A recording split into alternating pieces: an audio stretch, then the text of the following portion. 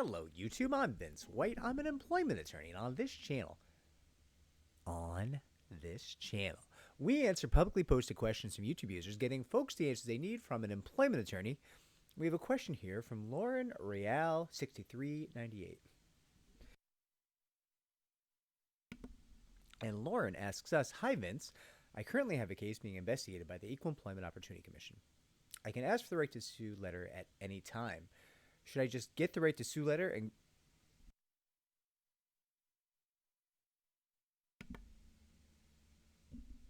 and go to an attorney, or am I better off allowing the EEOC to complete the investigation? Thank you." All right, really quick. Before we even answer your question, don't get the right to sue letter until you talk to an attorney.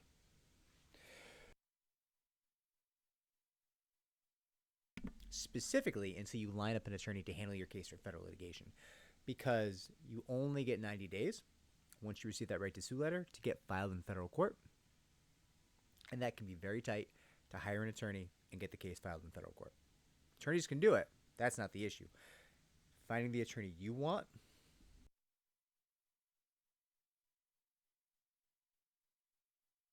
and getting them hired, getting the terms hammered out, getting the retainer agreement in place, that can be very time consuming. It's a big decision. There's a lot of money riding on it. You're going to want to talk to multiple firms. You're not going to want to be under pressure for that. So before you pull that right to sue letter, hire the attorney first. I'm very much against firms to tell you that they won't take your case unless you have a right to sue letter. That is nonsense. It's just nonsense. Listen, they might be good firms. I'm not saying they're bad firms. I'm just saying I'm against that tactic. Now, back to your specific question. The EEOC is giving you some free discovery. So listen, if you think you're going to find something out in the investigation process, and really, generally there is no investigation process. Generally what you're finding out is giving the employer time to lie in the position statement. And you find out whatever you find out in like a fact-finding conference or a mediation. There's definitely ways to find stuff out. The EEOC definitely is a means of obtaining some free discovery, but it's not like they're gonna do an investigation. Not really. Nothing that you or I would recognize as an investigation. They're gonna basically say, "Hey, parties, tell me what you want to tell me." And then, overwhelmingly, they're not going to take any action if they can't get the case settled. So, the point of the EEOC, the point of staying in the EEOC, is getting you time to find an attorney, but also free discovery, right? Like, if the case is not going to settle at the EEOC level, and a ton of ours do, right? A lot of cases, like a huge percentage of cases do settle at the EEOC level.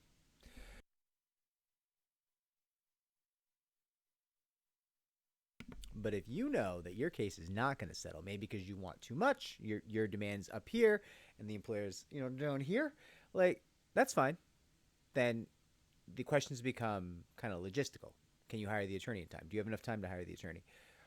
Are you going to find out something from the EEOC process? Is the employer going to lie in their position statement, and you're going to have a chance to embarrass them about it later? Like, these are meaningful questions. These are the questions that will guide you as to whether or not you should pull your right to sue letter or stay the process. Have a position statement, have a rebuttal, right? File your rebuttal. Maybe your rebuttal shakes them up. They want to cut you a settlement check. Maybe not. We don't know. But you can't know until you see what they put in the position statement, right? And we also can't know until we see what the parties want to say in a conversation about settlement, right? That's a meaningful conversation, or at least it could be. Worst case scenario, you learn something, right? So my answer to you is, depends on your situation, depends on what you want, depends on your goals. But again, hire that attorney first. Don't get the right to sue letter without an attorney on retainer. That is scary times. It's not a great idea. It's going to put you in a bad place. I don't want you to be in a bad place. I want you to be in a great place. I want you to get paid. I want you to get made whole. I want you to have a bank account filled to the brim, just like your soul. I suspect your soul is very full. At least I hope so. But anyways, yeah, don't do that. Hire an attorney first. I'm not sitting here like, hire us. We'll fight for you. We're animals. No. That's not what we're doing here. Go to your local firms. Schedule 3 to 5 consultations. Local counsels, listen, we are in all 50 states, but like check with local counsel first. Local counsel will be cheaper. Local counsel is not flying attorneys around the country. If you can find good representation locally, you should jump on it. Obviously at a good price, right? Good representation at a good price locally is the dream. Really, truly the dream. If you can't find that, there are national firms. There's a variety of them. I think, Morgan & Morgan, Gloria Allred, some other firm out of California whose name escapes me right now. There's a number of national options, including our firm, right? But this is not a pitch for you to hire our firm. This is a pitch for you to have your attorney, the attorney who's correct for you, lined up before you pull that right to sue letter. What else can I tell you?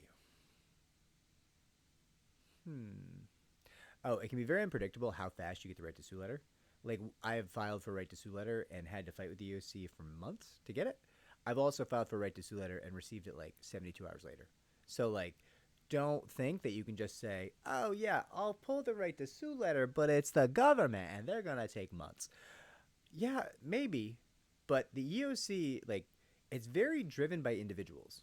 Like, the individuals you happen to be dealing with will do things differently and at a different pace and in an unpredictable fashion that you cannot just say, oh, the EEOC takes forever. Yeah, they often do, but not always. So don't just assume. Now I have a minute and 15 seconds because YouTube gets angry if I do less than 8-minute videos. What else can I tell you here? Position statements are really valuable, right?